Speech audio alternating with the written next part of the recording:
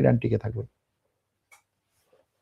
পাগলা ট্রাম্প যদি হঠাৎ পরমাণু বিমান মেরে দেয় তাহলে পাল্টা আঘাত হিসেবে ইরান কি করবে? পরমাণু শক্তিধর কোনো দেশ ইরানকে পরমাণু সাপ্লাই দেবে কিনা? এখন দেখেন এখানে পরমাণু আক্রমণ করাটা এত সহজ। 9 কোটি মানুষ, আশেপাশে কতগুলো দেশ, আপনি সেইখানে দাম করে যায় পরমাণু অস্ত্র মারবেন? এই পরমাণু অস্ত্র খালি ইরানের সীমানার মধ্যে থাকবে? ইসরায়েলকে আমেরিকা ইসরায়েলের ইরানকে আমেরিকা ইসরায়েলের বোম্বিং এর পরে টিকে থাকতে পারবে? টিকে থাকতে পারবে, কিন্তু মেরুদণ্ড ভেঙে যাবে। এই যুদ্ধে আমেরিকা ওই যে একই পরমাণু অস্ত্রের যে ফ্যান্টাসি আমাদের মধ্যে, মাশাআল্লাহ। ইরানের আক্রমণ কি বাড়তেছে না কমতেছে? ইরানের ক্ষয়ক্ষতি কেমন? আমি যতদূর দেখি ইরানের আক্রমণ কমতেছে, আমেরিকা ইসরায়েলের আক্রমণও কমতেছে, ইরানের আক্রমণও কমতেছে। ইরানের কাছে ওই যে একই প্রশ্ন, এই যুদ্ধে তুরস্কের ভূমিকাটা কি? তারা কাকে সমর্থন করছে?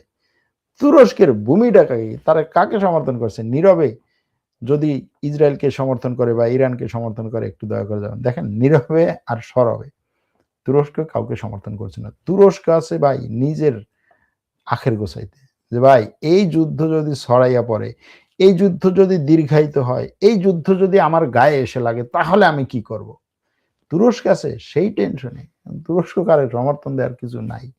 তুরস্ক একদিকে ন্যাটো সদস্য, যে হচ্ছে আমেরিকা এবং পশ্চিমা বিশ্বের একেবারে শক্তিশালী সামরিক বন্ধন, আবার অন্যদিকে ইরান হচ্ছে তার প্রতিবেশী দেশ। ইরানে আগুন লাগলে তার গায়ে এসে লাগবে, এটা তুরস্ক ভালো করে জানে। এজন্য তুরস্ক চাইছে যত দ্রুত এই যুদ্ধটা শেষ হোক।